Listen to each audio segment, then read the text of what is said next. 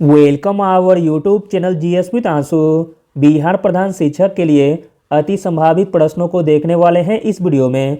इसमें सारे के सारे प्रश्न बहुत ही सिलेक्टेड दिए गए हैं जो आपके एग्जाम में डायरेक्ट आने की पूरी संभावना है, इसलिए वीडियो को लास्ट तक जरूर देखें।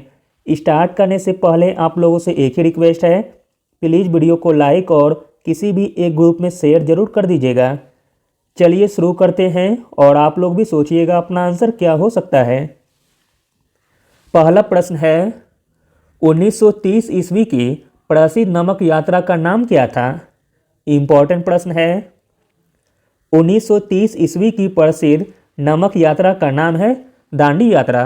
अगला प्रश्न है, वह प्राचीन नाम क्या है जिसे पटना शहर को जाना जाता था? तो दोस्तों वह प्राचीन नाम है पाटलिपुत्र, जिसे कि पटना शहर के नाम से जाना जाता था। अगला प्रश्न है, महात्मा गांधी की हत्या कब हुई थी? इम्पोर्टेंट प्रश्न है। महात्मा गांधी की हत्या हुई थी 30 जनवरी 1948 को।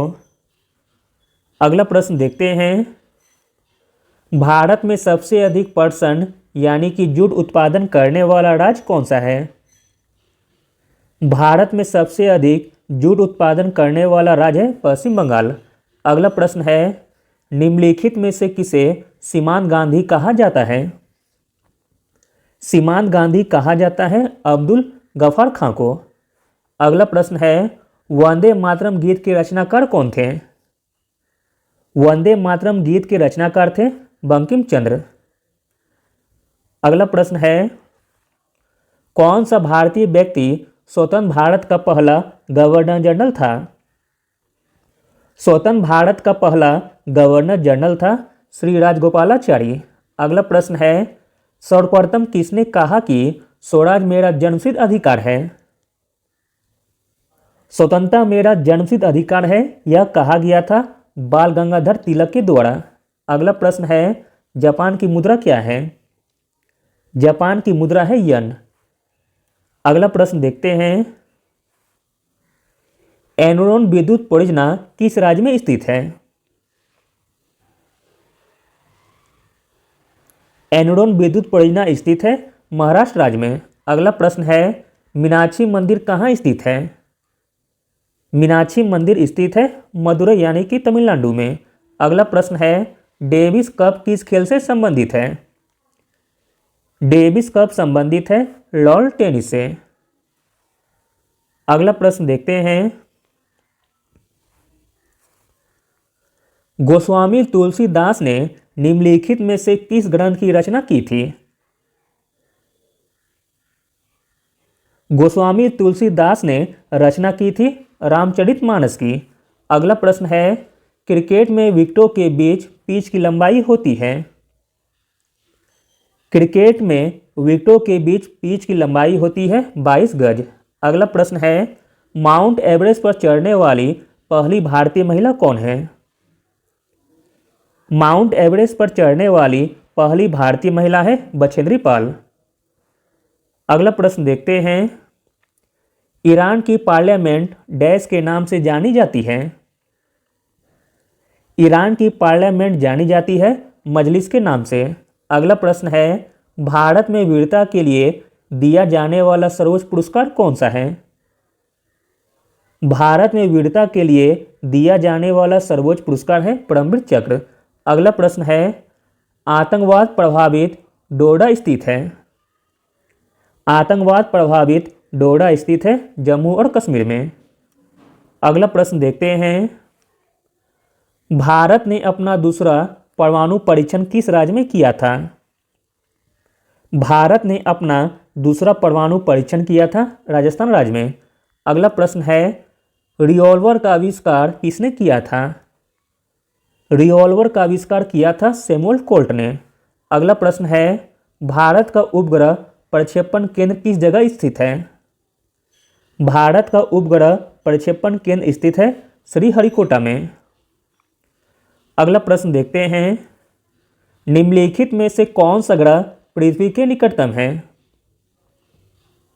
पृथ्वी के निकटतम है शुक्र ग्रह।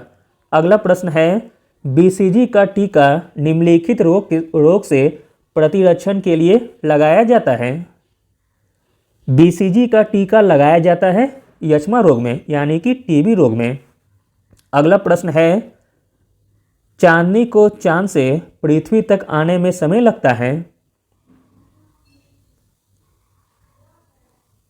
चांदनी को चांद से पृथ्वी तक आने में समय लगता है 1.3 सेकेंड। अगला प्रश्न है, नेत्रहीनों के लिए भाषा का आविष्कार किसने किया था। नेत्रहीनों के लिए भाषा का आविष्कार किया था लुईस ब्रेल ने। अगला प्रश्न है, निम्नलिखित में से सबसे छोटा ग्रह कौन सा है।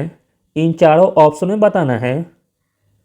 तो दोस्तों ऑप्शन के अनुसार हो जाएगा मंगल ग्रह, जबकि सबसे छोटा ग्रह बुध है और सबसे बड़ा ग्रह बृहस्पति है। अगला प्रश्न है, विश्व स्वास्थ्य संगठन यानी कि WHO का मुख्यालय किस नगर में स्थित है। WHO का मुख्यालय स्थित है जेनेवा में। अगला प्रश्न देखते हैं, चार मीनार कहाँ स्थित है। चार मीनार स्थित है हैदराबाद में। अगला प्रश्न है, कनाडा की राजधानी कौन सी है। कनाडा की राजधानी है ओटावा। अगला प्रश्न है, विश्व का सबसे बड़ा मरुस्थल है। विश्व का सबसे बड़ा मरुस्थल है सहारा। अगला प्रश्न है, निम्नलिखित में से किस खेल को विश्व ओलंपिक में शामिल नहीं किया गया है। तो दोस्तों वह खेल है क्रिकेट। अगला प्रश्न है, मदर टेरेसा के उत्तराधिकारी के तौर पर किसे मिशनरी ऑफ चैरिटी के सुपीरियर जनरल के रूप में चुना गया था। आंसर है option number A, sister Nirmala को। अगला प्रश्न है, किस विषय से असाधारण कार्य के लिए अमर्त्य सेन को नोबेल पुरस्कार दिया गया था। तो दोस्तों वह विषय था अर्थशास्त्र में। अगला प्रश्न है, प्रतिवर्ष महिला दिवस निम्नलिखित तिथि को मनाया जाता है। प्रतिवर्ष महिला दिवस मनाया जाता है 8 मार्च को। अगला प्रश्न है, भारत के राजध्वज के चक्र में कितनी तिल्लियां होती है। भारत के राजध्वज के चक्र में तिल्लियां होती है 24। अगला प्रश्न है, खेल कूद के क्षेत्र में विलक्षण उपलब्धि के लिए निम्नलिखित में से कौन सा पुरस्कार दिया जाता है।